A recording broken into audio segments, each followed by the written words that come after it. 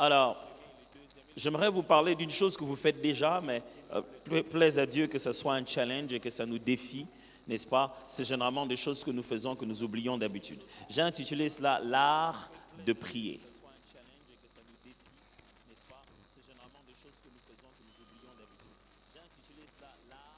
L'art de prier. Tu demandes ton argent. L'art de prier. En le disant de cette manière, je sous-entends déjà une chose. Est-ce que je vous impose déjà de comprendre, de croire que la prière est un art? Est-ce que la prière est un art?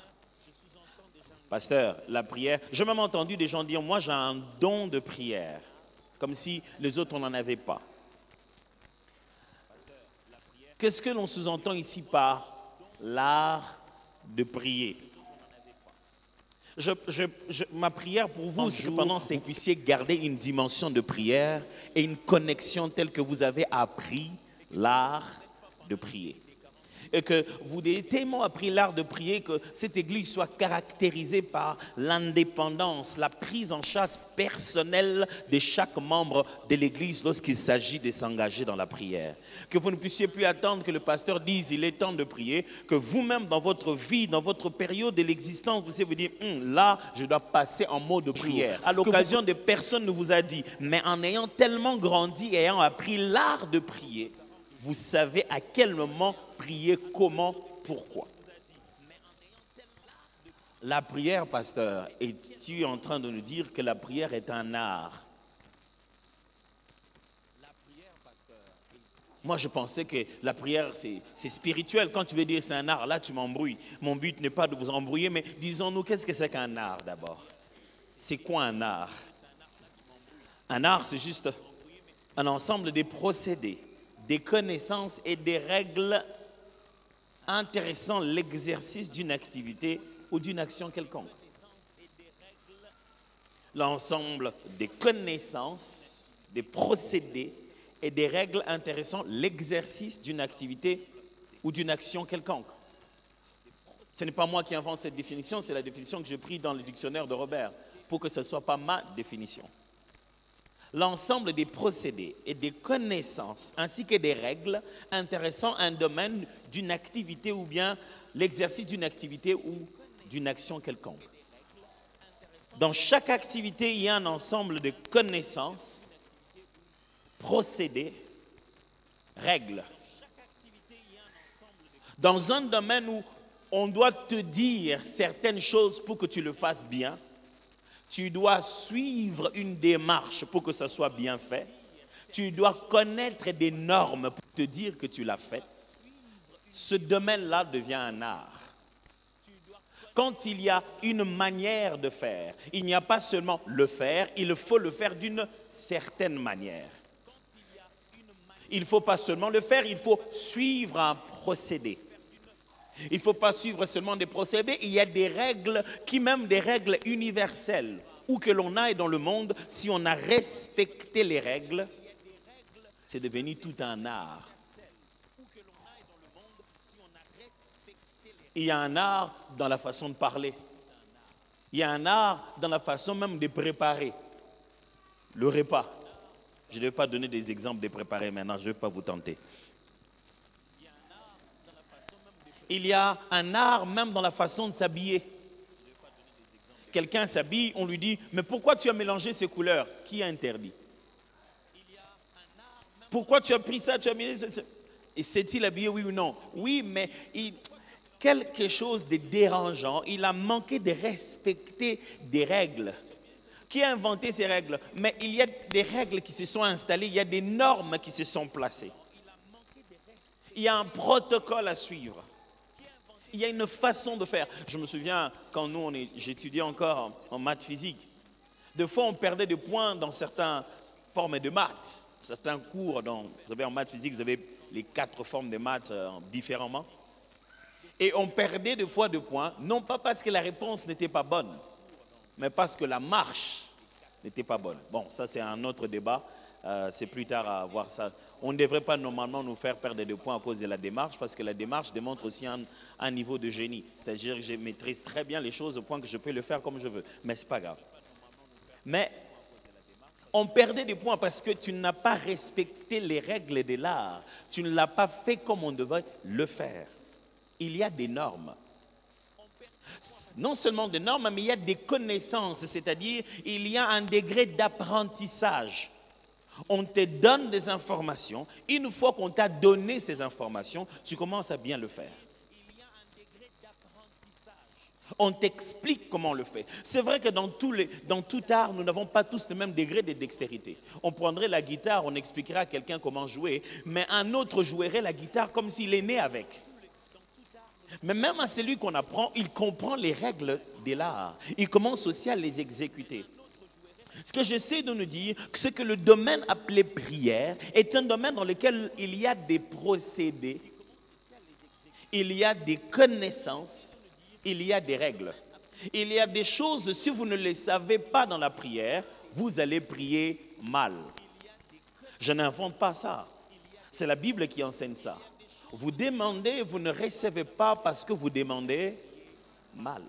Donc, il y a demandé mal.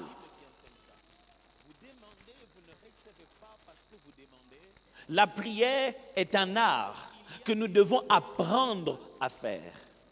Ce n'est pas quand vous naissez de nouveau que vous devenez directement bon dans la prière. Vous apprenez à prier, mais vous pouvez monter et devenir mieux et meilleur dans la prière.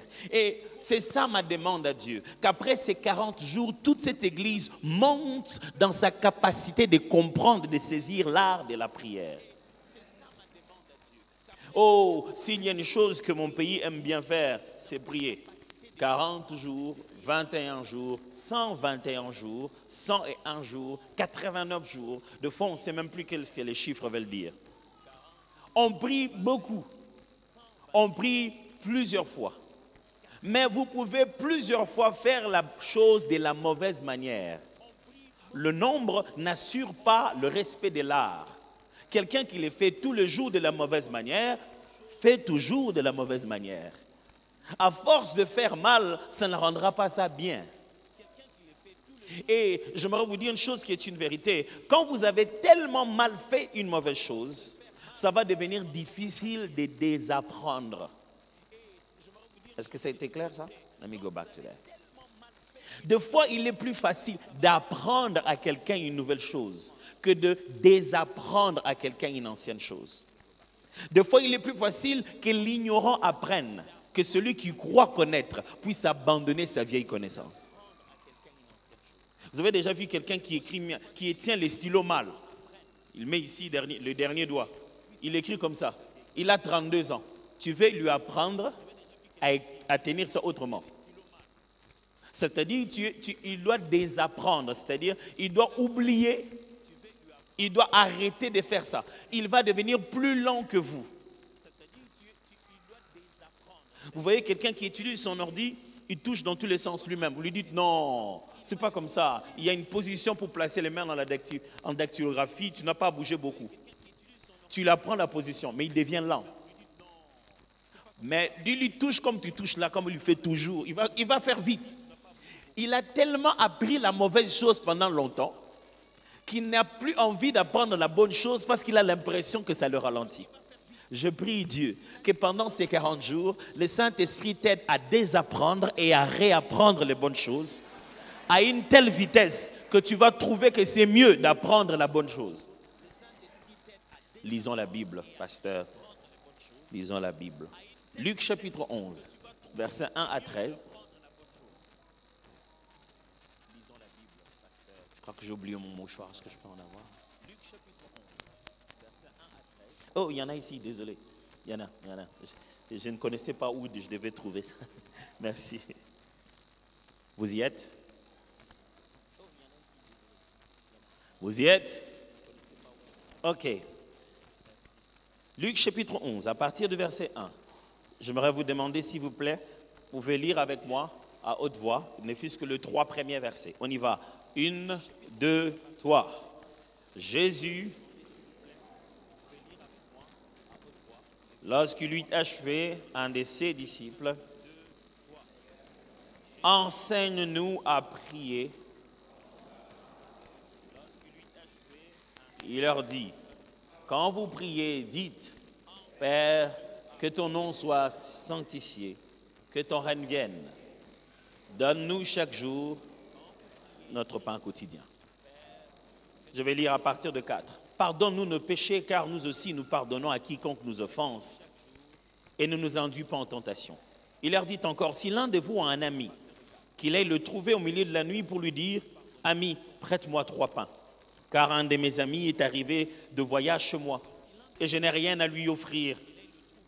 Et si, de l'intérieur de sa maison, cet ami lui répond, ne m'importune pas, la porte est déjà fermée, mes enfants et moi sommes au lit, je ne puis me lever pour te donner des pains.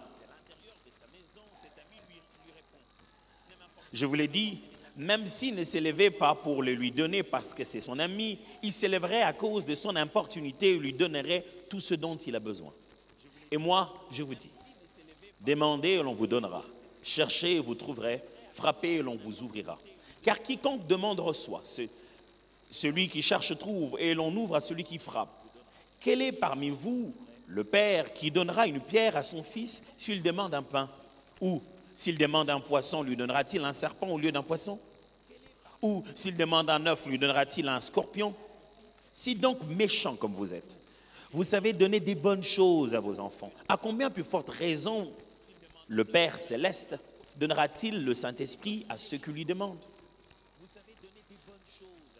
Je ne sais pas si vous avez remarqué au premier verset. Ici, il s'agit de Jésus qui veut enseigner sur la prière. Ce n'est pas lui qui voulait enseigner. Jésus, lui, était en train de pratiquer la prière. Il a pratiqué la prière d'une manière si inhabituelle pour les disciples qui sont venus lui demander cela. Si Jésus priait comme eux, ils n'avaient pas besoin d'apprendre. Ils ont vu Jésus prier à un certain endroit. Après, quand Jésus a fini de prier, je ne sais pas comment ils se sont organisés. Peut-être ils ont dit, toi, va lui demander. Il y en a un qui est allé dire à Jésus, est-ce que tu ne peux pas nous enseigner comment prier? S'il avait dit ça et qu'il s'était arrêté, j'allais dire, il n'y a que Jésus, bien-aimé, qui peut t'enseigner comment prier. Mais il a dit, comme Jean l'a enseigné à ses disciples. Il a dit, peux-tu nous passer les règles de l'art de la prière, que tout rabbin en passe à ses disciples? Jésus, tu ne vas pas être le premier à enseigner la prière. Jean aussi l'enseigne à ses disciples. Enseigne-nous aussi, à nous, ta méthode, ton approche, comment prier. Enseigne-nous. Jésus s'est mis à leur enseigner, il leur a donné une façon d'aborder Dieu. Il dit, quand vous priez, dites Notre Père, ainsi de suite. Après avoir parlé du Notre Père, Jésus donne un exemple. Il dit, la prière en fait, Jésus était bon en enseignement et l'un des éléments les plus forts de l'enseignement de Jésus, c'était des paraboles.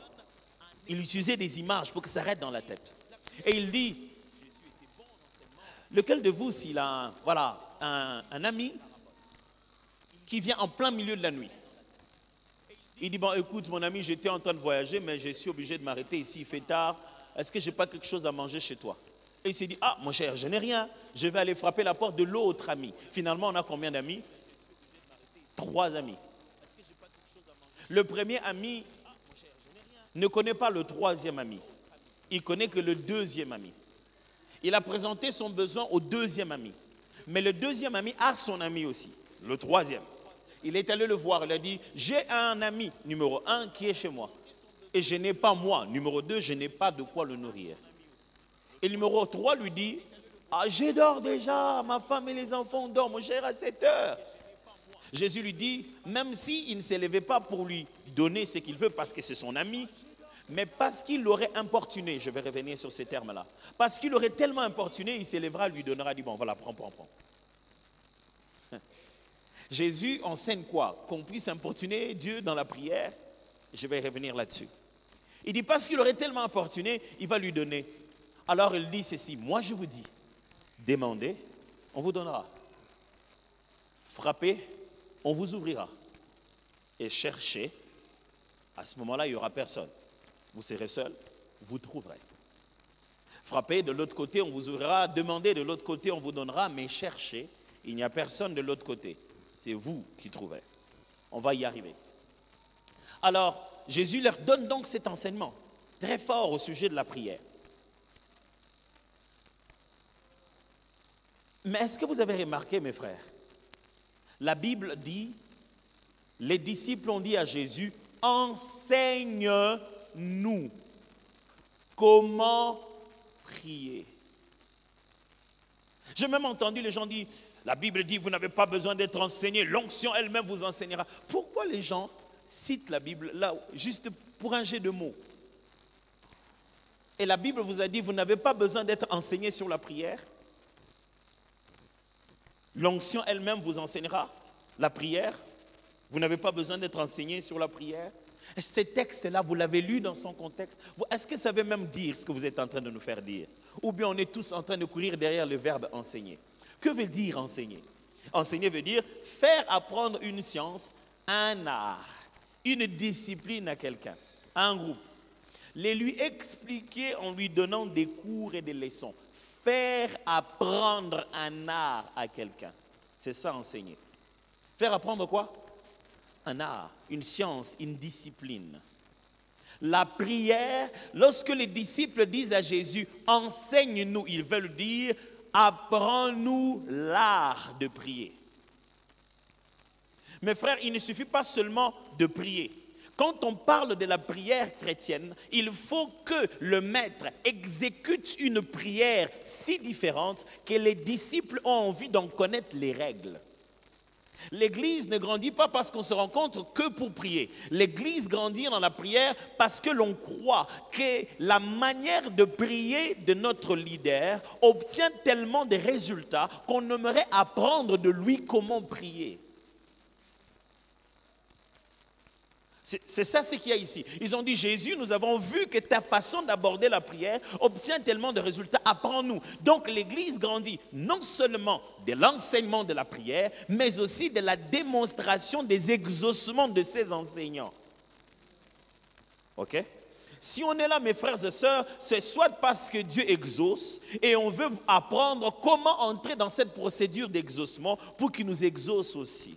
Alors si vous ne croyez pas que Dieu exauce, regardez seulement cet endroit. Quand on est arrivé ici, c'était désert. Quand on est entré ici, qui pouvait imaginer qu'il y aura Philadelphie ici à cet endroit? Je connais comment cet homme et cette femme sont arrivés ici. Et quand j'arrive et je vois ça, j'ai dit, il y a un Dieu que prie Timothée Mbenguela. Ce Dieu-là exauce. Je vais entrer dans ce Dieu-là. Ok. Je vais me répéter comme ceci. Si nous venons pendant 40 jours, nous sommes en train de chercher un Dieu qui peut te bâtir une maison, même à l'étranger, en commençant par zéro. C'est ce qu'on est en train d'apprendre. On est en train d'apprendre un Dieu qui te protège en terre étrangère et qui t'élève là où tu ne pouvais pas l'imaginer et qui rendra ton nom grand dans les endroits où tu es sans effort humain. C'est ça que nous sommes en train d'apprendre. Et ça s'apprend. C'est un art. Aidez-moi à dire aux voisins, la prière est un art.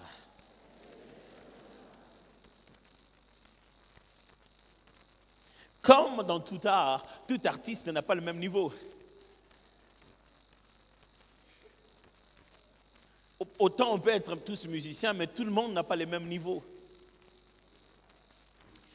J'aimerais vous lire le même texte que je vous ai lu tout à l'heure, mais dans une des versions appelée Paroles vivantes, une version publiée par Fred Cohen, Père son âme, qui nous a déjà quittés.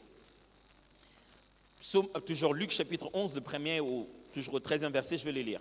Un jour, Jésus s'était retiré pour prier. Quand il eut fini, un de ses disciples lui demanda, « Maître, apprends-nous à prier comme Jean l'a appris à ses disciples. » Il leur répondit, « Quand vous priez, dites, « Père, que tu sois reconnu pour Dieu, que ton règne s'établisse. Donne-nous chaque jour la nourriture dont nous avons besoin. Pardonne-nous nos torts envers toi, car nous pardonnons nous-mêmes à tous ceux qui ont des torts envers nous. Et garde-nous de céder à la tentation. » Il ajouta, « Supposez que l'un de vous ait un ami qui le réveille en pleine nuit pour lui dire, « Mon ami, prête-moi 3 pains. Car un de mes amis qui est en voyage vient d'arriver chez moi et je n'ai absolument rien à lui offrir. » Admettons que l'autre, de l'intérieur de la maison, lui réponde, « Laisse-moi tranquille, ne me dérange pas. Ma porte est fermée, mes enfants et moi, nous sommes au lit. Je ne peux pas me lever maintenant pour te donner ce que tu me demandes. Mais le premier continue à frapper. Je vous assure que son ami se lèvera. Même s'il n'a pas envie de se lever par amitié pour lui donner ce pain, il le ferait quand même parce que l'autre, sans se gêner, continue à l'importuner. Et il lui donnera tout ce qu'il faut.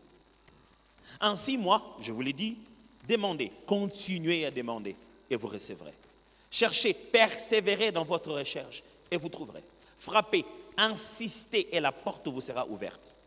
Car celui qui demande finit toujours par recevoir. Celui qui cherche finalement trouve. Et à celui qui frappe avec insistance, la porte sera ouverte. Il y a des pères parmi vous. Lesquels d'entre vous seraient capables de donner une pierre à son fils quand tu lui demandes du pain? Ou bien, s'il demande du poisson, lui donnerait-il un serpent à la place? Ou encore, s'il demande un œuf, lui donnerait-il un scorpion? Si donc, tout mauvais que vous êtes, vous savez donner,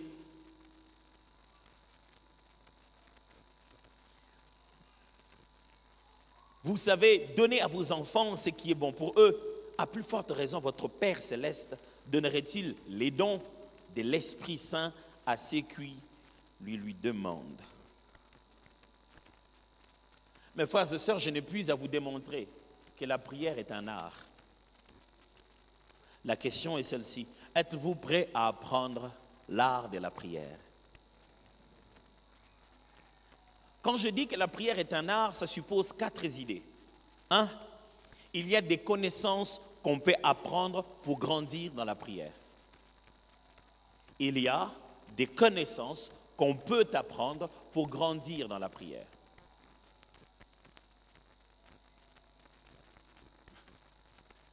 Il y a des connaissances qu'on peut apprendre pour grandir dans la prière. C'est-à-dire, bien aimé, même si nous venons tous à l'église, il y a des choses, quand tu ne les sais pas, tu ne peux pas grandir dans la prière. C'est que la force de la prière n'est pas dans le temps que tu as, mais dans la connaissance que tu as.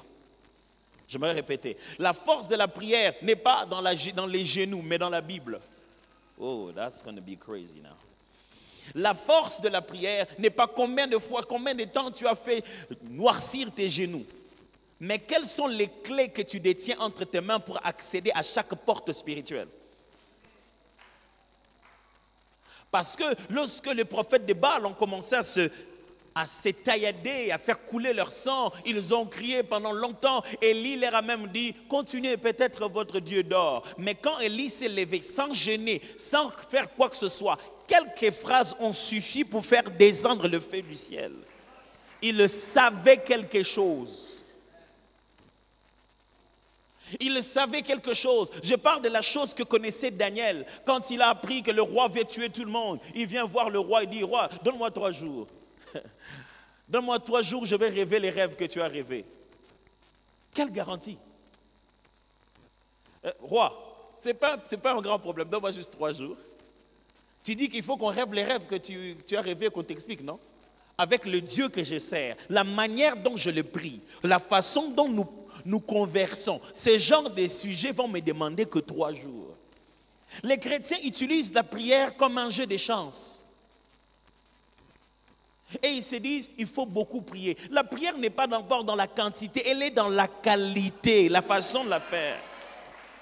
Je prie Dieu qu'après ces 40 jours, tu sois capable de regarder ta situation, tu te dis ça, non, quand il aura 3 jours, je vais faire juste 3 jours, après je vais fixer l'affaire. C'est ça le sens de la prière. Qui dit l'art de prier, il dit qu'il y a des connaissances qu'on peut apprendre pour grandir dans la prière.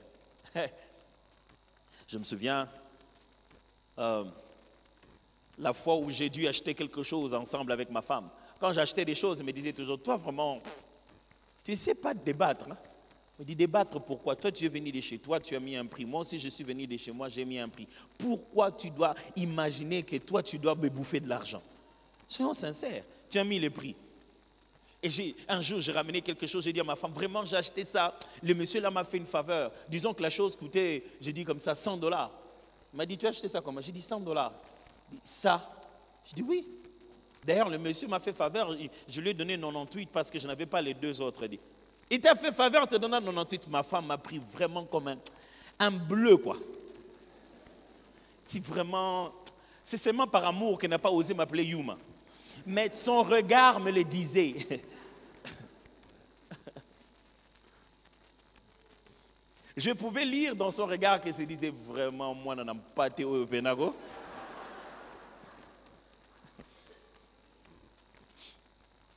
Et la fois, on a acheté quelque chose avec elle. La personne dit, oh, c'est 100. Il m'a dit, laisse-moi, je vais faire. Il dit, c'est combien 100? 100 wapi. Non, peut-être 30. J'ai regardé, j'ai dit, elle ne veut pas acheter ça. J'ai commencé à lui faire signe. On risque de, ça ne va risque de ne pas marcher. Il a dit, laisse-moi. Le monsieur dit, non, pas 30. J'ai dit, tu vois, il ne veut pas. Il dit, pas 30, pas 30. Et puis il lui dit, bon, toi tu dis pas 30, c'est à toi de parler. Yolobat. Le monsieur dit, non, écoute, bon, je te donne seulement, donne-moi seulement 80. J'ai dit, oh, on peut descendre jusqu'à 80. C'était déjà beaucoup pour moi qu'on descende à 80.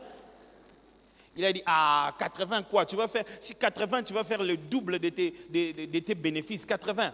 J'ai pas 80, prends 40. J'ai dit, ah, chérie, 40.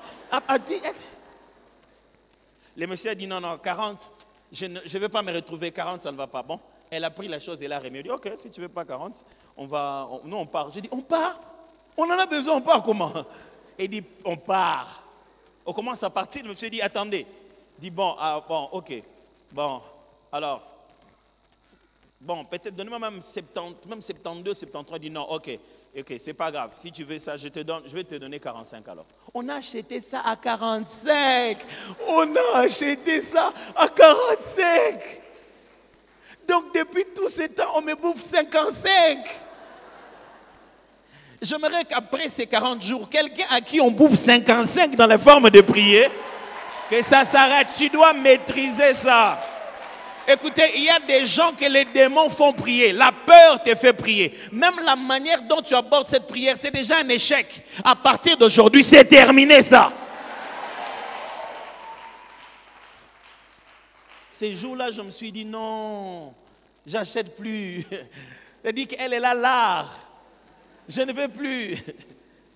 Même les fois où je ose marchander, mon cœur bat vite. Si on me dit ça c'est 100, je dis bon, je vais essayer de faire un peu comme ma femme. J'ai appris l'art. Elle m'a appris ça en quelques minutes. Elle dit voilà comment on débat. Dès qu'on te donne un prix, divise-les par 2 et diminue par 10%. Commence là. Elle dit oh, je ne savais pas qu'il y avait des règles. Il y a des règles. Mon frère, il y a des règles dans la prière. Elle dit ah bon? Elle dit oui. Parce que chaque fois quand quelqu'un vend quelque chose, il multiplie par 2 le prix d'achat et il met encore plus de bénéfices. Donc, s'il rencontre quelqu'un qui ne sait rien, il gagne encore plus. Et j'étais étonné. Combien de fois ma femme discute dans toutes les langues, même les langues qu'elle ne parle pas. Vous connaissez les discussions à la chinoise où on discute avec la calculatrice. Donc, non, non, non, non. Elle sort, elle fait 8 heures. Avec son anglais qu'elle apprend, elle fait 8 heures d'achat. Elle revient seule. Elle dit, laisse-moi aller acheter seule. J'ai dit, tu as parlé quelle langue? Elle a l'art d'acheter. Quand tu en as l'art, tu n'as pas besoin du langage. Quand tu as compris l'art de la prière, tu n'as pas besoin des verbes, mon frère. Tu n'as pas besoin des longues phrases. Tu as compris l'art, tu en as déjà la capacité.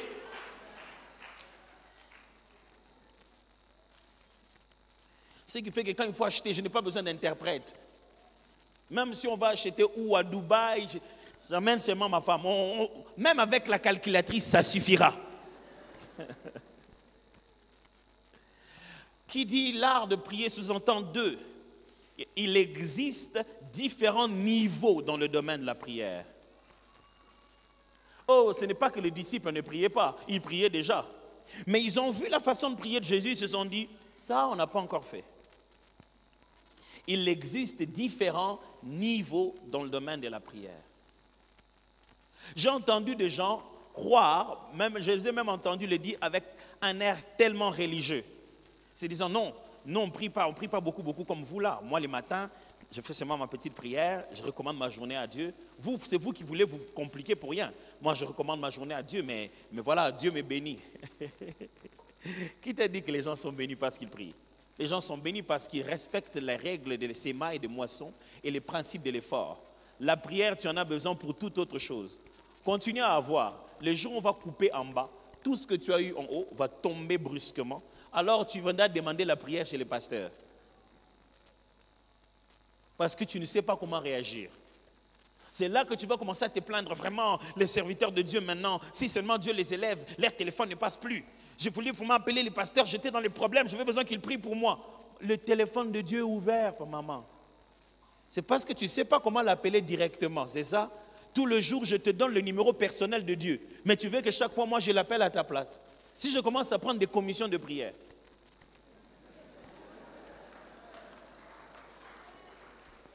comme le Congolais aime bien le faire. Tu veux voir un chef, il prend une commission. Si chaque fois que tu me demandes de voir Dieu à ta place, je dis, Seigneur, quand tu le béniras, n'oublie pas mes 10%. On vous apprend, nous vous apprenons à contacter Dieu individuellement sur un numéro personnel par une relation qui n'a plus besoin de nous. Mais pour ça, il y a des niveaux. Et ces niveaux ne sont ni pastoraux, apostoliques, non. Ces niveaux sont liés à l'art de la prière. Parce qu'on peut bien appeler quelqu'un pasteur, mais il ne connaît pas l'art de la prière. Un jour, Anne est arrivée, elle est passée à un autre mode. Elle priait, elle priait, elle priait, elle priait. Élie qui était là-bas, elle dit, maman, alors quitte là-bas, quitte devant la maison du Seigneur, comme ça, va faire passer ton vin, tu es ivre. Puis il dit, je ne suis pas ivre. Il y regarde, il dit, oh, c'est vrai. Il y a certains niveaux de l'art de la prière que les autres vont traiter d'ivresse. Ils ne le connaissent pas simplement. Ne va pas débattre. Tout ce qu'il faut, c'est des résultats. Si tu es passé à un autre niveau, donc tu dois passer à d'autres résultats. Vous savez que moi, je suis un fervent croyant du parler en langue et de son utilité dans la spiritualité chrétienne. Mais je vois qu'on a de plus en plus de nouvelles écoles de parler en langue, où toute la prière consiste à ce qui parle le plus longtemps en langue, mais pour très peu de résultats. Et des fois, quand tu le vois parler en langue, tu te dis, ils vont tomber malades au niveau de leur foie, au niveau de leurs estomacs. Ils sont en train de mal utiliser ça. Ils ne parlent plus en langue, ils crient en langue. Quelle est la langue pour la parler? Tu dois faire ça. Tu n'es pas obligé, c'est une langue que tu parles. Maintenant que je parle ici, vous m'avez vu crier. Tu n'es pas obligé de te détruire pour parler en langue.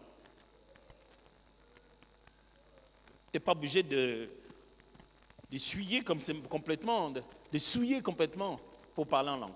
C'est parler en langue. Mais alors, combien n'ont-ils pas dit qu'ils ont monté dans des niveaux de parler en langue? Si tu montes des niveaux, tu dois monter des résultats, papa. Tout ce que je demande, ce n'est pas combien de temps tu as fait. Tout ce que je demande, c'est quel feu est descendu. Tout ce que je demande, ce n'est pas qu'est-ce que Dieu a dit. Tout ce que je demande, c'est qu'est-ce que Dieu a fait de ce qu'il a dit. Vous êtes sûr que vous voulez apprendre l'art de prier?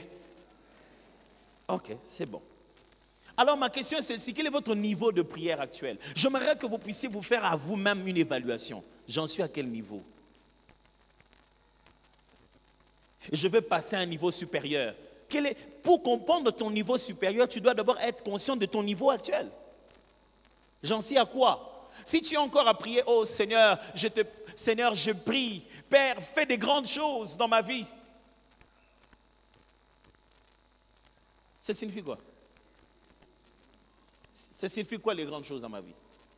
Je ne suis pas en train de dire que cette phrase n'est pas valide. Je suis en train de dire que si, après avoir dit grandes choses, tu ne sais pas quelle est la grande chose, ça ne signifie rien du tout.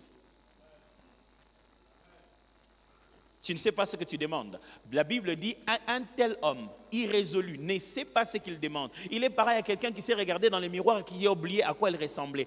Qu'un tel homme ne puisse jamais attendre de Dieu un exaucement. Quand tu dis grand chose, ça ressemble à quoi? Si tu ne connais pas ton exaucement, si tu ne visualises pas ton exaucement, tu ne le reconnaîtras pas. Ok, let me get it very clear. Si tu n'as pas l'image mentale, tu n'as pas la pensée des genres de choses auxquelles tu t'attends, ça va te dépasser en cours de route. Je vais encore répéter ça. Tu es en train de demander quoi à Dieu quand tu dis, oh Père, fais des grandes choses, que le monde sache que tu es mon Dieu. Comme quoi? Tu t'attends à quoi? Seigneur, toi-même fais seulement ce que tu veux. Mais mes frères, arrêtez cette façon bizarre de donner à Dieu l'alphabet pour que lui-même compose des mots. Vous savez en quelle année a été créé l'alphabet? Et puis de quel alphabet vous lui donnez? Phénicien, hébreu, juif? Qui vous a dit que tout le monde fonctionne avec l'alphabet? Il y a des cultures qui fonctionnent avec des pictographies, avec des caractères. Dieu veut que tu lui parles et tu lui donnes l'alphabet. C'est comme ça. Donne l'alphabet à ta femme, tu vas voir si tu vas manger ce jour-là. Oh, chérie, tu me dis rien, tout ça. Dis, chérie, je te donne l'alphabet. Toi-même, commence à utiliser ça chaque matin comme tu veux. Elle te donnera aussi l'alphabet de la cuisine. Tu vas commencer à utiliser toi-même comme tu veux. Mes amis, je suis en train de vous dire ici qu'il y a des niveaux de prière. Et on va y accéder de plus en plus. 3, il y a des connaissances qui garantissent les résultats de la prière. Autant je vous ai dit qu'il y a des connaissances qu'on doit apprendre ou qu'on peut apprendre, je suis en train de renforcer l'idée qu'il y a des connaissances qui garantissent les résultats de la prière. Il y a des choses, quand vous les savez, avant même de prier, vous savez ce qui va se passer. C'est pourquoi vous voyez certaines personnes qui sont trop sûres et vous dites, ce gars, il est entré dans des dimensions de prière. Comment il savait déjà? Non, je veux que Dieu commence à m'utiliser dans telle dimension. Mes frères et sœurs, la spiritualité chrétienne a des choses que vous devez connaître. Quand vous le connaissez, vous comprenez comment ça fonctionne. I'm about to say something very hard over here. Quand vous grandissez avec Dieu, vous n'êtes plus seulement en train d'être utilisé par Dieu. Vous apprenez comment on utilise ce que Dieu vous a donné. Ok, j'ai vraiment besoin que vous puissiez bien suivre cette nuance. Quand vous êtes jeune dans la foi, quand vous marchez avec le Seigneur, Dieu vous utilise. C'est-à-dire que le Seigneur vous fait faire par instinct certaines choses parce que vous n'en comprenez pas encore le principe. Mais quand vous grandissez, vous devez comprendre comment fonctionne la chose que Dieu vous a donnée. Parce que quand vous en avez l'âge, Dieu vous donne certaines choses. C'est à vous de les utiliser. Quand vous comprenez comment fonctionne la chose que vous avez, vous obtenez des résultats et vous avez une confiance, une garantie que les autres se demandent comment il sait qu'il va faire ça. Je comprends comment ça fonctionne. Parce que Dieu ne se répand pas de ses dons. Le grand danger de cette deuxième partie, c'est que certains se sont tellement concentrés à apprendre comment fonctionne le don qu'ils se sont déconnectés au donateur. Mais ne considérez pas que apprendre comment fonctionne ce que t'a donné Dieu est un péché. Dépendre de Dieu ne signifie pas que tu ne dois pas comprendre et grandir dans la manière de faire fonctionner les choses qu'il t'a données. Est-ce que vous me suivez très bien là? C'est-à-dire que je ne suis pas là en train de me dire, bon, oh roi Osias, oh roi Josias, je ne sais pas ce que l'Éternel voudra de moi. Pourquoi vous voulez me demander de prophétiser? C'est seulement, ça dépend de Dieu, c'est seulement sa grâce. S'il ne me parle pas, comment on va faire? Non, Josias arrive, Akab arrive. Et Élisée les regarde et dit, toi, va chercher les prophètes de ta mère et de ton père là-bas. Tu viens troubler le peuple d'Israël. Le gars, il est fâché. Le prophète est énervé. Quand vous lisez ça, c'est ce que ça veut dire. Et quand on dit ton père et ta mère, c'est un ton bien. Normalement, il est fait avec le ton que nous disons. Va chercher les prophètes de ton père et les prophètes de ta mère là-bas. Il est fâché, les gars. Mais quand le roi lui dit, vraiment, on nous a dit que toi, tu peux nous parler de la part de Dieu. Il a dit, si je n'avais pas d'égard pour le roi de Jérusalem. Mais il sait que je viens de me fâcher.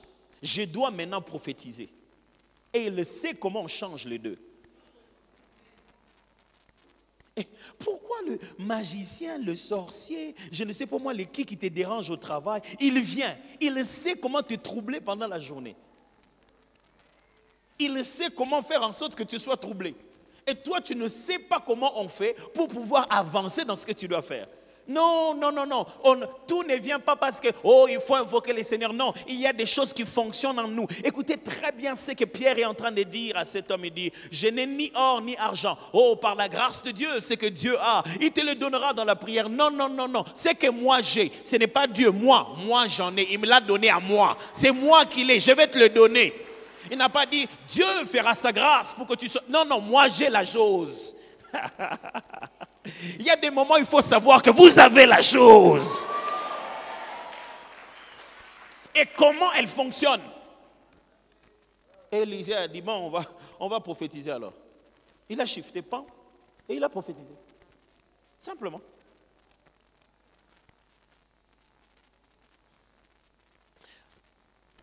Il y a des connaissances de la prière quand vous les avez. Vous êtes garanti du résultat. Vous n'avez même pas peur. 4. Il y a une bonne et une mauvaise manière de prier.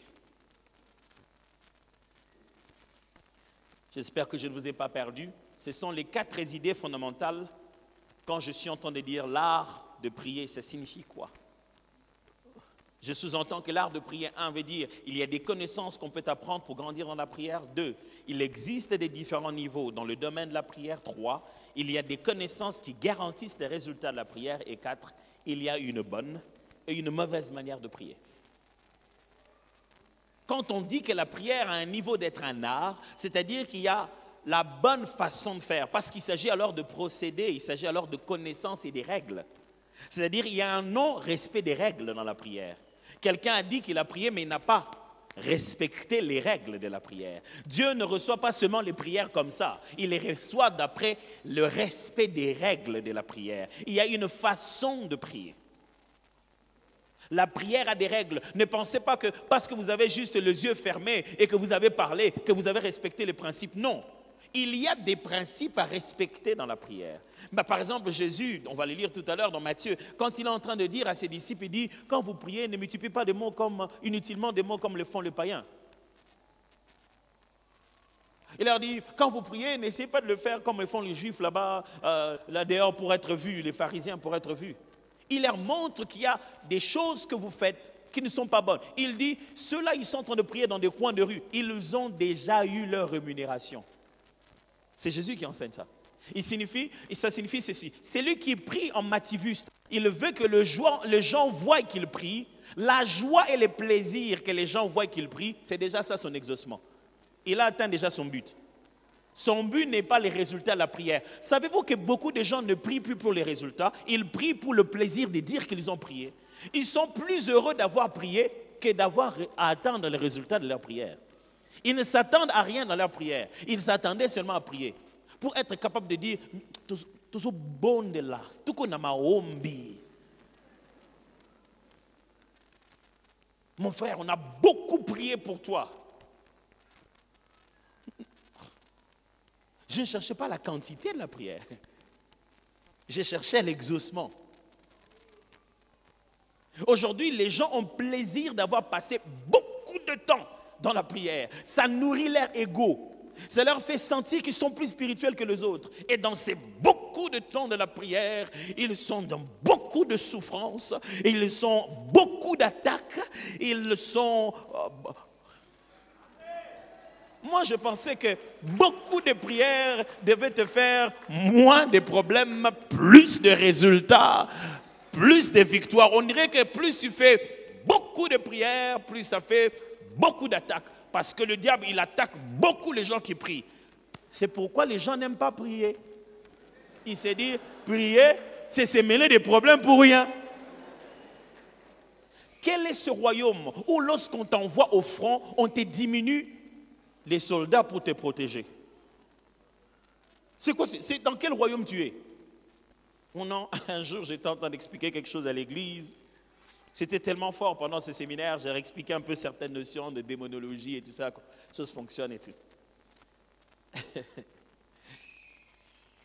Alors je leur ai dit, mes amis, je ne veux même pas que vous puissiez croire qu'à la fin de ces séminaires, vraiment pasteur, la façon dont tu prêches ces choses, le pasteur va avoir des combats, il faut qu'on protège, on prie pour ses enfants, que vraiment Dieu protège ses enfants. Les diables, les démons qu'on chasse là, quand ça va revenir, Ça, ce sont des menaces inutiles que le diable t'a mis dans la tête. Hey, c'est avec quelle puissance que je l'ai chassé? Quand je rentre à la maison, il n'y est pas. Oh, c'est faux. Je suis suréquipé par le pouvoir de Christ qui garantit la protection de ma famille. Oh non, non, non, non, non, non. Je ne travaille pas pour un boss qui va m'envoyer et puis quand il m'envoie, ça fonctionne. Quand je rentre, ça ne fonctionne pas. Non, non, non. Ce que j'ai amené à l'église, je l'ai avec moi partout où je vais. C'est-à-dire que où que ce soit, où ils vont vouloir qu'on se batte. Là, je gagnerai la bataille parce que la victoire a déjà été obtenue à la croix de Golgotha. Non, pasteur, des fois quand vous faites comme ça, il y a des retours et des représailles, c'est des menaces de l'ennemi, ça n'existe pas. Avec quels a été les retours de la croix de Golgotha? C'est parce que tu crois au retour que tu veux. Est-ce que l'ennemi ne va pas tenter de venir encore de même plus fort? Oui, mais celui qui est avec moi est plus puissant que... Oh, il est tous les jours plus puissant. Je ne travaillerai pas pour un maître qui m'expose au danger et qui ne sait pas me protéger quand je rentre. Où sont partis les anges avec qui j'ai travaillé à l'église?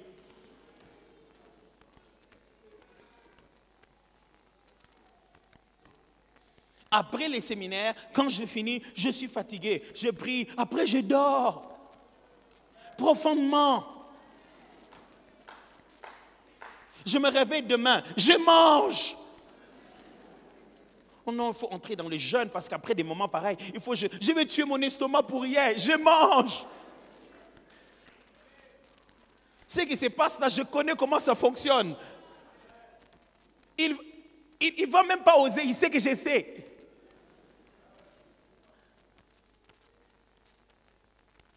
Un jour, quelqu'un m'a dit, pasteur, vous avez chanté cette chanson des Hello côté. Vous savez que le monde des ténèbres, il est vraiment fâché contre vous. J'ai dit, oui, je sais. Où est le problème? Ce n'est pas hier qu'ils sont fâchés contre nous.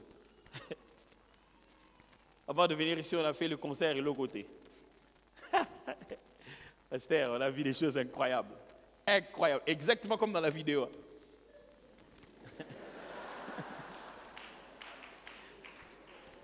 On a tout préparé, on veut commencer. Pah! Le groupe électrogène pète. Pouf! Et les lumières. On commence à reprendre le travail. Il se met à pleuvoir.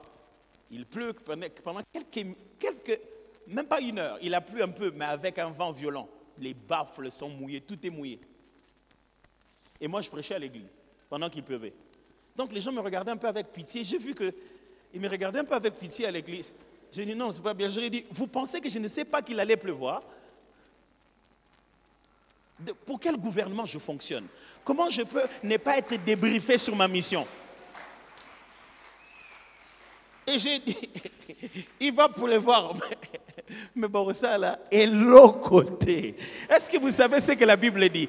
Toute arme forgée contre moi sera nulle et sans effet. C'est-à-dire, toute arme au niveau de la fabrication n'atteindra pas le but pour lequel on l'a armée.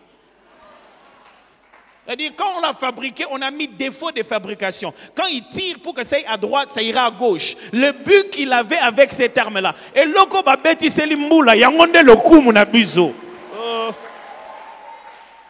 Ça veut dire que toutes les raisons qu'ils mettront dans leurs efforts deviendront les raisons de notre gloire. On est arrivé, tout le monde était là, un peu en train de paniquer. Il dit, c'est quoi? Il y a eu tellement de gens qu'il n'y avait plus de billets à vendre. On a dû fermer les portes parce qu'on ne savait pas où mettre les gens. Ils sont venus dans la pluie. Plus ils ont essayé de montrer qu'ils nous attaquaient, plus les gens ont dit, il faut aller, c'est bon. Et les gens sont venus depuis 15 heures. On a commencé les concerts à 19 heures parce qu'il fallait descendre le matériel, sécher le matériel, ouvrir le matériel, souder le matériel. Et personne n'est parti. Personne n'a chanté, oh, concert et banda. Tout le monde est en train de chanter, Bakosa, hello.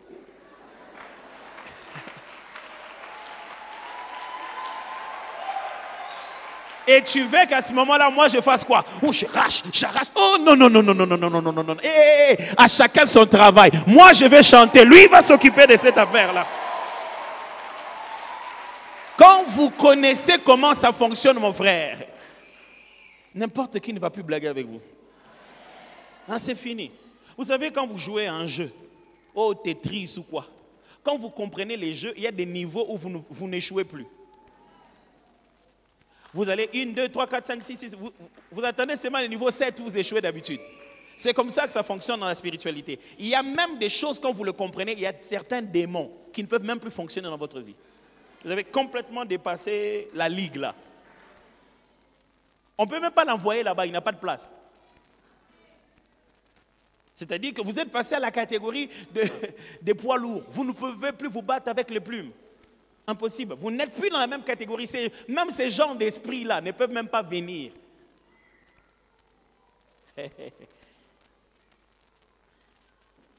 Alors, est-ce que jusqu'ici ça va?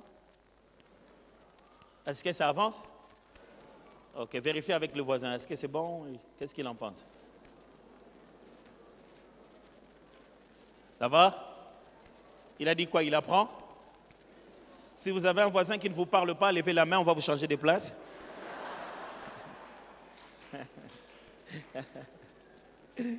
C'est pour rire. Alors, ce soir, avant de partir, laissez-moi au moins partager avec vous une de ces pensées. Jésus-Christ explique comment prier. Et après cela, il établit la règle qui est derrière en donnant l'histoire de 3 amis. Après avoir parlé de l'histoire de 3 amis, il revient sur 3 verbes qu'on n'a pas vus à l'intérieur, mais il les ressort clairement. Il dit, demandez, on vous donnera. Cherchez, vous trouverez. Et frappez, on vous ouvrira. Car on donne à celui qui demande et on ouvre à celui qui frappe et celui qui cherche trouve. Ce verbe demander, frapper et chercher sont conjugués, je ne vais pas vous embrouiller avec le grec, mais il y a un temps de conjugaison dans le grec qui exprime un genre de présent continuel. C'est-à-dire, faites-les encore et encore et encore. C'est pourquoi dans l'une des versions que je viens de vous lire de Paroles vivantes, il dit, demandez, continuez à demander. Frappez avec insistance. Cherchez avec persévérance. Il ne s'agit pas de demander une fois, ou de frapper une fois, ou de chercher une fois. L'idée de ces verbes, chaque fois dans leur conjugaison, veut dire continuellement. Pendant que vous demandez encore, vous continuez à demander. Une chose que vous avez demandé là est déjà arrivée, vous continuez à demander. C'est un peu l'idée de s'aimer. Ne vous arrêtez pas parce que vous ne savez pas à quel jour et à quel moment vous allez récolter. Demandez, cherchez, frappez. Et si on essaie de comprendre, de découvrir l'art de demander, l'art de chercher et l'art de frapper, qu'est-ce que vous en pensez? Intéressant? Commençons par demander. J'aimerais partager avec vous fondamentalement 3 grandes idées qui peuvent vous aider dans la façon de demander. Demander n'est pas un problème, vous savez. Un chrétien doit apprendre à demander à Dieu. C'est Dieu qui nous demande, qui nous dit de lui demander. En toute chose, faites connaître vos désirs, vos besoins. C'est Dieu qui veut qu'on lui demande. Mais voici la première des choses que j'aimerais qu'on nous comprenne. Nous devons venir à Dieu pour nos besoins, tout en sachant qu'il répond aussi aux désirs de notre cœur. Nous devons venir à Dieu pour nos besoins, tout en sachant qu'il répond aussi aux désirs de nos cœurs. Ça, c'est la première clé en matière de demander. Demander sous-entend qu'il y a un dialogue. Demander sous-entend que de l'autre côté, c'est celui à qui tu parles qui a le moyen de répondre à ta demande. Et une chose qu'un chrétien doit savoir, c'est que nous devons nous approcher de Dieu avec nos besoins. Nous devons demander à Dieu, venir à Dieu pour nos besoins, tout en sachant qu'il répond aussi aux désirs de notre cœur.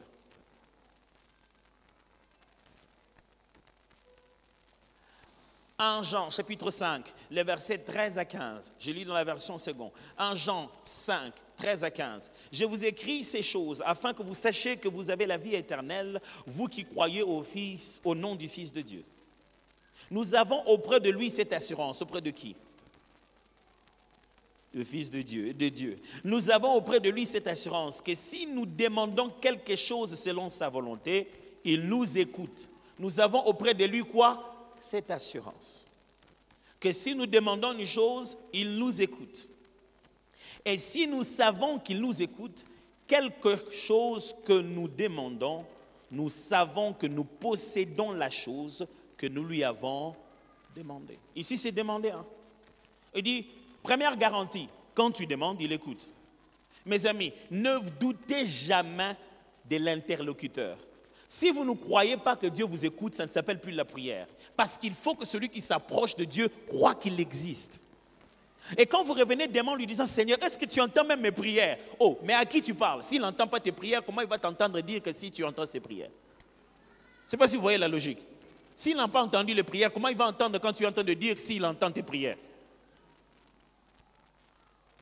La prière des demandes fonctionne d'abord avec la garantie de l'écoute. Je suis garanti d'être écouté. Dieu t'écoute. Et l'autre garantie qui est donnée ici, c'est que quelle que soit la chose que nous demandons, nous savons que nous possédons la chose que nous lui avons demandée. Pas nous la posséderons. Il dit, puisque nous avons la garantie d'écoute, nous savons que déjà c'est bon, nous l'avons.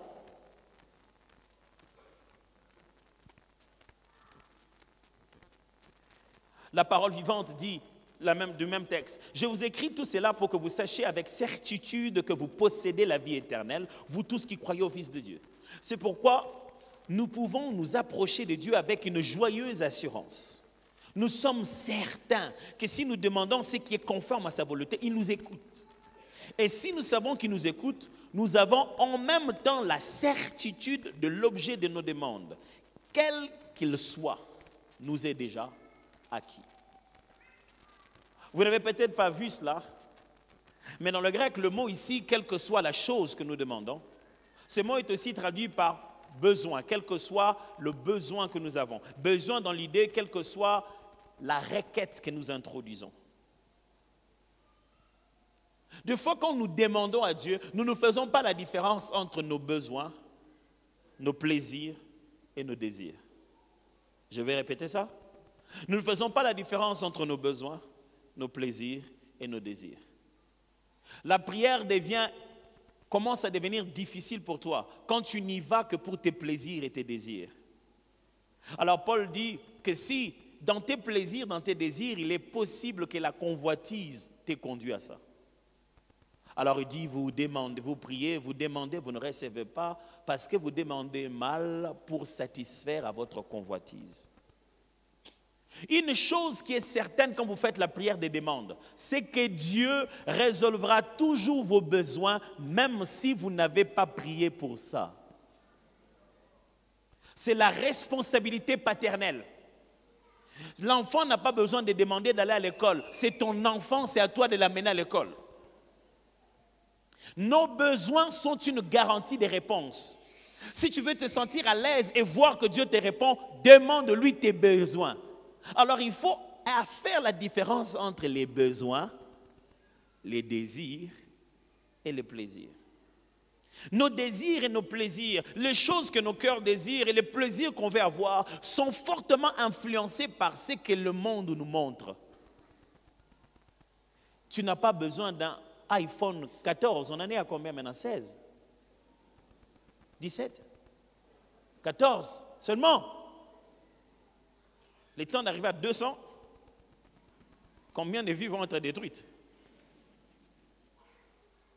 Tu n'as pas besoin d'un iPhone 14. Tu as besoin d'un téléphone efficace pour communiquer. iPhone, c'est un plaisir, c'est un désir. Téléphone, c'est un besoin.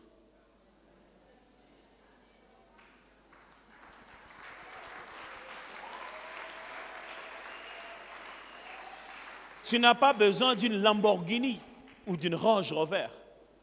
Tu as besoin d'un moyen de déplacement. C'est ça d'abord. Dieu te donnera toujours ton besoin, toujours, parce qu'il est Père. Il te le donnera même sans que tu n'aies formulé la prière. Et il te le donnera, je vais vous expliquer comment Dieu donne. Il te le donnera toujours au temps convenable. Amenons d'abord devant Dieu nos besoins. Je suis en train de vous apprendre l'art de demander. Vous voulez apprendre comment on demande à Dieu? Identifiez clairement quels sont vos besoins. Écoutez bien, ce n'est pas moi qui l'invente. Jésus venu sur terre, il est devenu la source des réponses ambulantes, l'exaucement en mouvement. C'est lui à qui on peut tout demander et il va le faire à l'instant. Et il rencontre Bartimée fils de Timée, que tout le monde voit, qu'il est aveugle, et qui a crié « Jésus, fils de David !» Et Jésus lui dit « Que veux-tu que je fasse? Quel est ton besoin ?» Jésus, même toi-même, tu ne vois pas. Pasteur, j'ai entendu des gens prier, dire « Seigneur, je te demande quoi? Qu'est-ce que tu ne vois pas? Tu veux que je te demande encore quoi ?» Le problème, ce n'est pas Dieu qui ne voit pas. Le problème, c'est toi qui ne vois pas tes besoins. C'est-à-dire, quand Dieu te le donnera, tu ne sauras même pas le glorifier pour ça. Et Jésus lui pose la question, que veux-tu que je fasse? Ah, Jésus, tu parles comme si tu ne sais pas. Non, non, non, je te pose la question parce que je veux savoir jusqu'à quel point tu me crois capable de résoudre tes problèmes. Parce que tu peux aussi me dire, donne-moi de l'argent. Parce que jusqu'aujourd'hui, beaucoup de gens sont passés devant toi. Tu leur as demandé que de l'argent. Si tu cries mon nom, est-ce que c'est pour la même demande? Que veux-tu que je fasse? Qu'est-ce que les gens font d'habitude quand tu cries leur nom? Mais Bartimée était clair. Il dit, c'est pas pour l'argent, papa. Toi, si j'écris ton nom, c'est pour que je puisse voir. Je veux voir. Vous savez, quand vous étudiez la tradition biblique, vous vous rendez compte qu'il est possible que Bartimée là n'était pas vraiment son nom direct, mais c'est une composition seulement de noms. Tellement qu'il était tellement là qu'on ne connaissait pas son vrai nom. On l'appelait seulement le fils de Timée. On ne connaissait même plus son vrai prénom. Certaines traditions disent qu'il est possible que ce n'ait pas été son prénom direct. C'est seulement le fait qu'on l'indique comme ça, le fils de Timée, le fils de Timée, le fils de Timée. Le fils de Timée était là, il demandait de l'argent, mais il n'avait pas besoin d'argent. Mon frère, ne demande pas à Dieu les choses que tu demandes aux hommes. Quel est ton vrai besoin? Quelle est la chose qui t'a poussé à aller voir Dieu? Vous savez, le Congolais ne connaît tellement pas bien son besoin que même quand il rencontre des chefs, même les chefs de ce monde, ils ne savent pas leur demander. Oh chef, vraiment, ça signifie quoi? C'est exactement comme ça aussi que nous prions. Oh Dieu, je suis dans ta présence, je ne sortirai pas tel que je suis venu. Tu es venu comment? Tu ne sais même pas. Maintenant, comment tu sauras comment tu es sorti?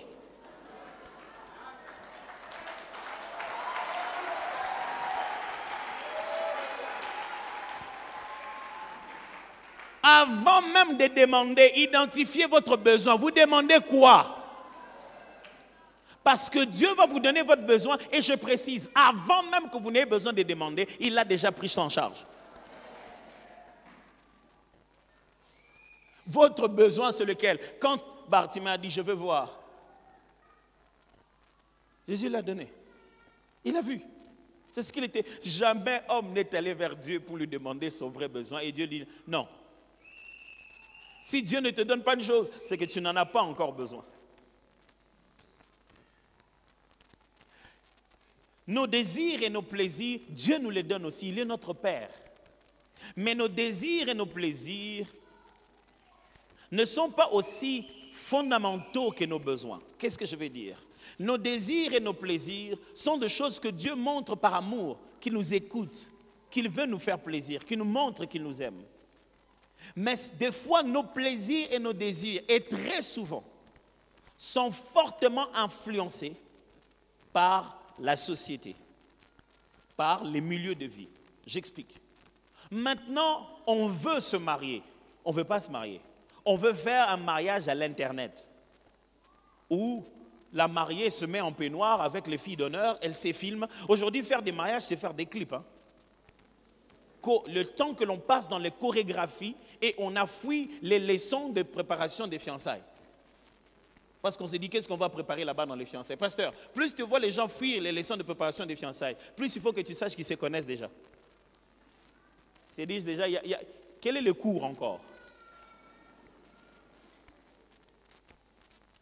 Mais il ne manque pas à la répétition de l'entrée. La Corée, à l'entrée incroyable. Ça, ce n'est pas le mariage. Ou non, ça, ce n'est pas le mariage, ça, c'est la fête. Le mariage, c'est rester ensemble, passer par des moments difficiles, c'est pardonner et s'écouter. pendant de longues années, continuer à avancer. C'est ça que Dieu va te donner. Mais de tout le temps que toi tu parles de mariage, tu ne parles pas de ça. Toi tu parles de l'histoire que tu as vue sur Internet. Et tout le jour tu pries, tu dis Dieu ne m'exauce pas. Et même quand Dieu te donne un frère, tu le regardes, tu te dis, oh, pendant que ce mariage est bon, vraiment. Beaucoup de gens, pasteurs, ont rejeté l'exaucement de Dieu parce qu'ils ne connaissaient pas leurs vrais besoins.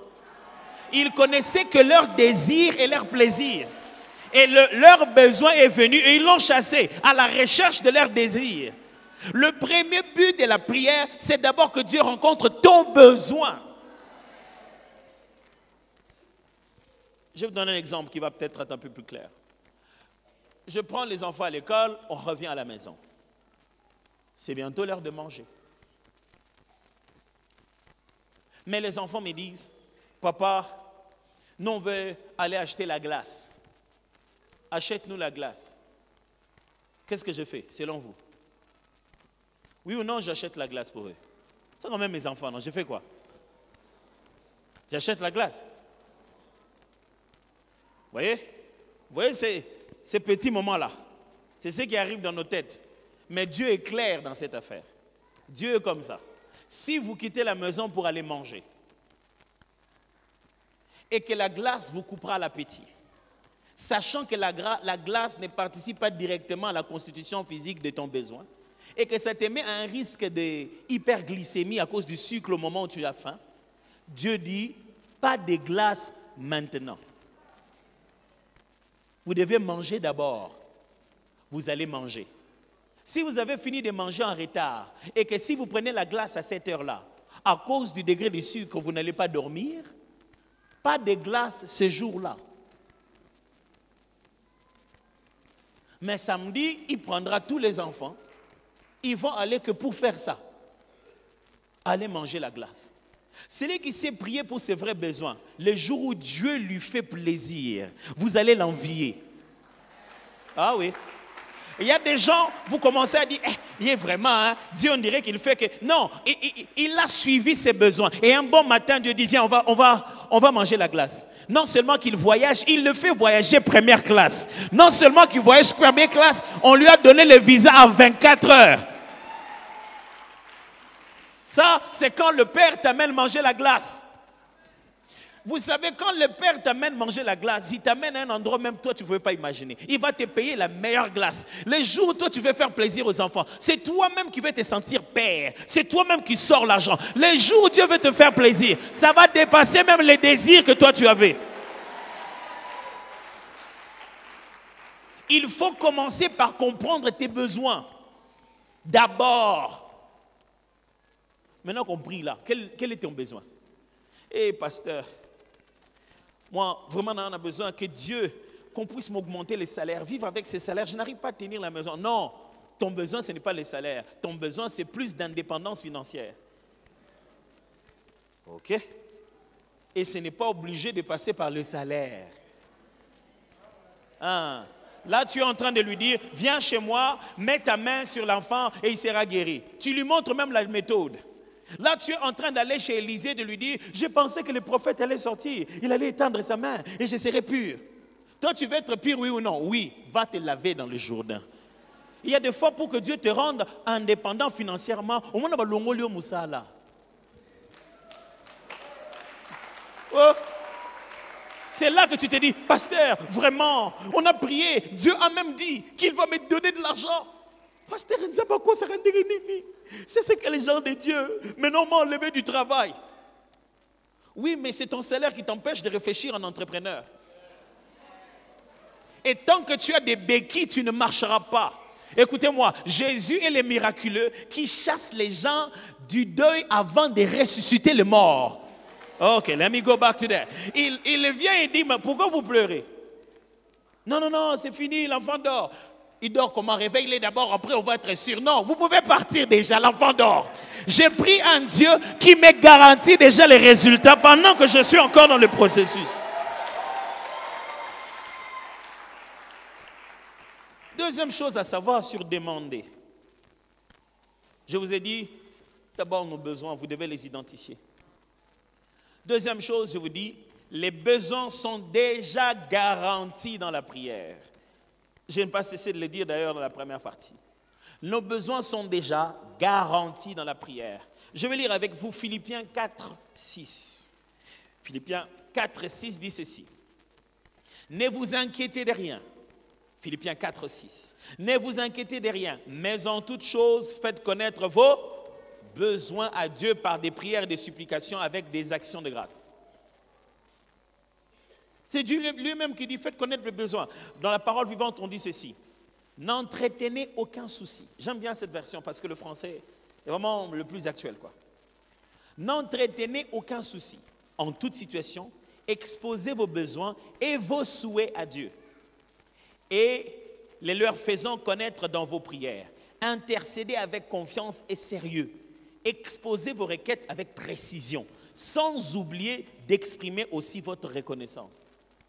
Vous avez entendu ça? Vous savez, la langue grecque a des mots qui ont plusieurs sens en même temps. Et j'aime cette version parce que c'est une version dynamique. Ça signifie que ça donne pour un même mot plusieurs variantes de la même réalité. Il dit ceci. Intercédez avec confiance et sérieux. Exposez vos requêtes avec précision, sans oublier d'exprimer aussi votre reconnaissance. Mais l'ancien français dit, mais en toute chose, faites connaître vos besoins à Dieu par des prières, des supplications, avec des actions de grâce. Mais l'idée, c'est que vous devez intercéder avec confiance et sérieux. Quand vous présentez vos requêtes, ça doit être avec précision. Mais les besoins sont déjà garantis d'exaucement. Et le verset 19 de même Philippiens 4 dit, « Et mon Dieu pourvoira à tous vos besoins selon sa richesse avec gloire en Jésus-Christ. » La version Parole vivante dit, « D'ailleurs, mon Dieu subviendra pleinement à tous vos besoins selon sa richesse glorieuse manifestée en Jésus-Christ. » Paul est en train de dire ceci aux Philippiens, je ne vais pas rentrer trop dans le contexte, c'est dans un contexte de collecte, comment il devait donner pour pouvoir aider les autres saints par-ci par-là dans le monde, et il est en train de leur montrer que Dieu subviendra à leurs besoins aussi. Alors il dit ceci, « Et mon Dieu subviendra à vos besoins selon sa richesse. » J'aime bien ça. Il dit, c'est selon sa richesse. Ok. Dieu est riche de quoi?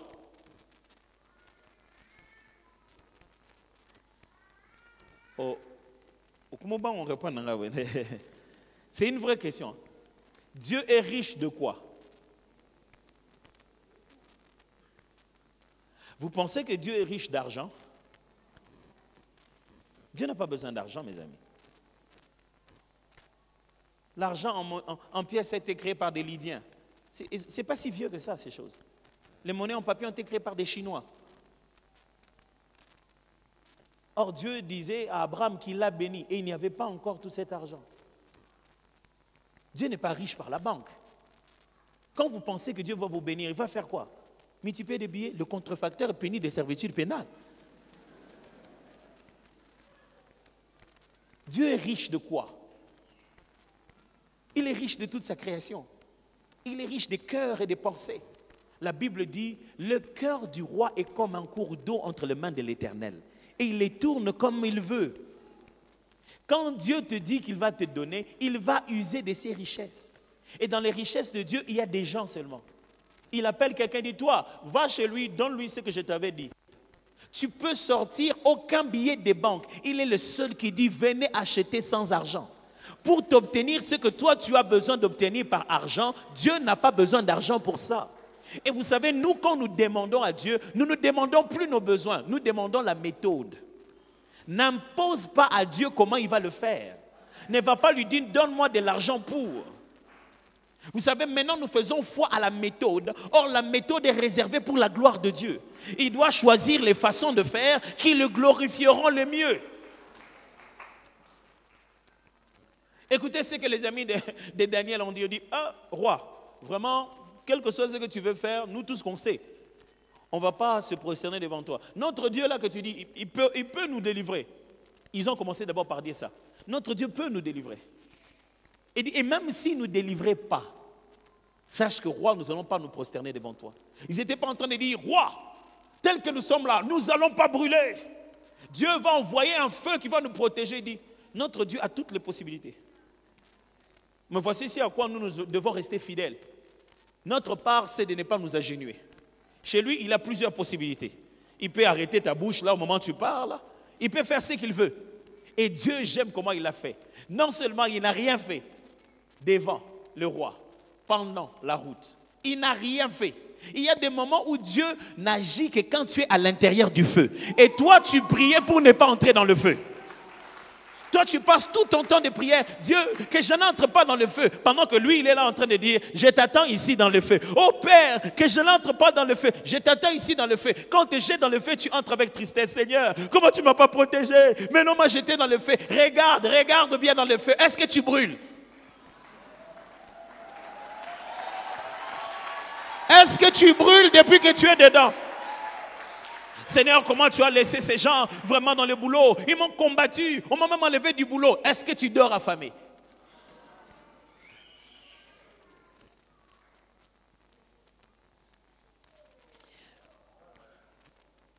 Matthieu chapitre 6, verset 7 à 8 dit, en priant, ne multipliez pas de vaines paroles. Matthieu 6, 7 à 8.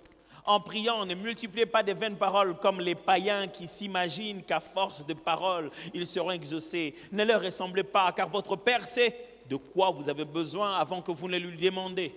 La version Parole vivante dit ceci.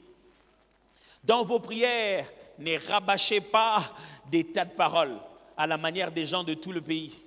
Ceux-ci s'imaginent qu'à force de paroles, ils se feront exaucer. Ne faites pas comme eux. Après tout, Dieu est votre Père. Il sait ce qu'il vous faut, bien avant que vous ne le lui demandiez. Après tout, Dieu est votre Père. Mes amis, pendant ces 40 jours, ce que Dieu attend, ce n'est pas que tu parles beaucoup, mais que tu dises la bonne chose. Je ne sais pas si vous avez déjà suivi quelqu'un qui parle beaucoup sans rien dire. Tu as envie de le couper. Attends, papa, vas-y. Il n'y a rien qui m'énervait quand mon fils grandissait. Quand il t'appelle, papa, vous savez quand l'enfant te touche comme ça, il n'aime pas arrêter. Tu es occupé. Papa.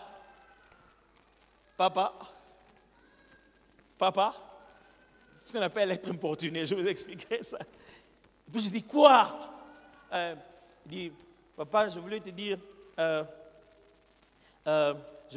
que, tu sais, non? Être parent, c'est difficile. Hein? Tu sens que ta colère monte. Ah. Tu te dis, mais tu parles ou quoi? Et la colère descend. Oh. Il dit, oui, Roland, dis-moi. Oui, surtout quand tu dis encore ça, il reprend à zéro. Oh, oui, je disais, Daddy, tu sais, moi, je voulais... Oui, chérie, tu voulais quoi? Oui, comme je disais que, tu sais, moi... Vous savez, nous sommes comme ça des fois dans la prière. 17 jours, tu es en train de tourner en rond. Père, tu sais, oh Dieu, que puis-je te demander? Seigneur, toi-même, tu connais les besoins. Père, je ne viens pas pour des besoins de ce monde. Tu veux les besoins d'où?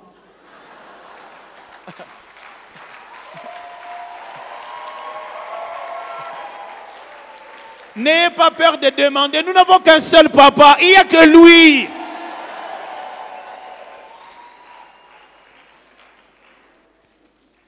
Et quand on multiplie des paroles, on tourne en rond. Et Jésus dit, mais après tout, c'est votre papa. Ce n'est pas dans l'argument que vous allez le convaincre de votre besoin. Ce n'est pas ce que mon fils m'explique au sujet de l'école qui va me pousser à payer les Minerval. Je vais payer les Minerval. On parle seulement du sujet de Minerval. Mais je ne vais pas dire, tu ne m'as pas convaincu. Explique-moi un peu, je vais payer quoi? Dieu ne fait pas ça avec toi.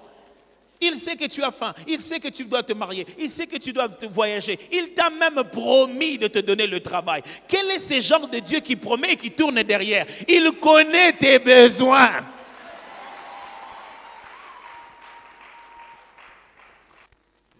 Est-ce que quelqu'un est en train d'apprendre l'art de prier? Passez du temps à l'identification de vos besoins plus qu'autre chose. Vous savez, pasteur, des fois les gens disent, Pasteur, j'ai cherché la volonté de Dieu, mais Dieu ne m'a pas parlé. J'ai beaucoup prié. Ils ont l'impression que pour que Dieu parle, c'est difficile.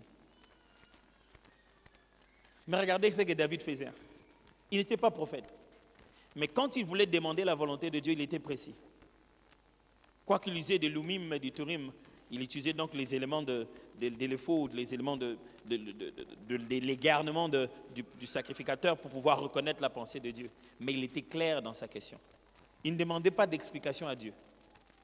Il venait, il trouve que les enfants étaient pris, les femmes ont été prises. Il dit, Seigneur, les suivrai-je, les rattraperai-je? La réponse, il n'y en a qu'une. Oui ou non. Et il pouvait facilement reconnaître oui ou non.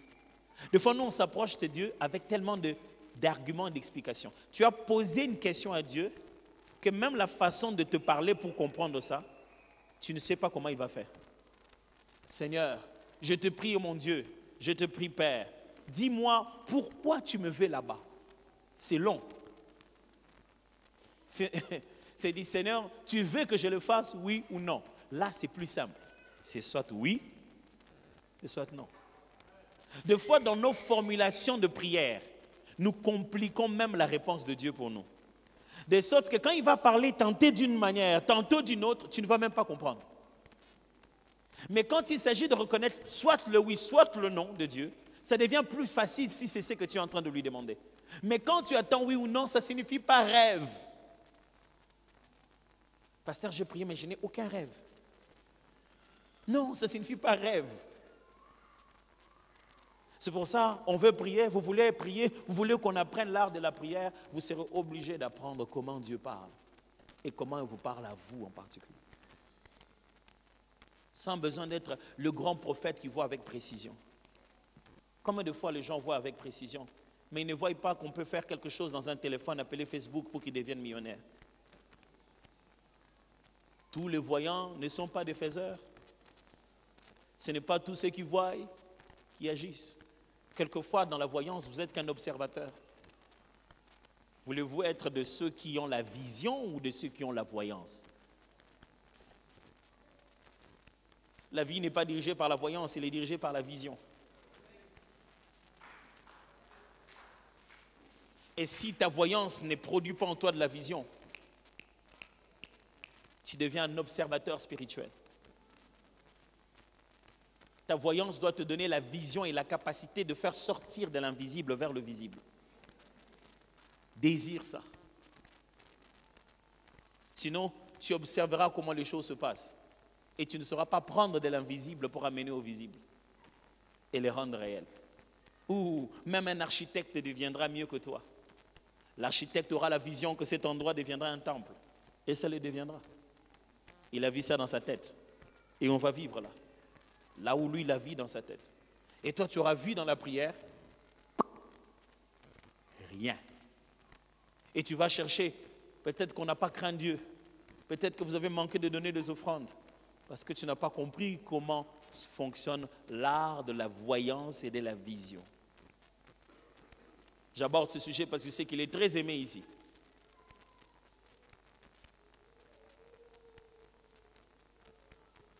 Seigneur,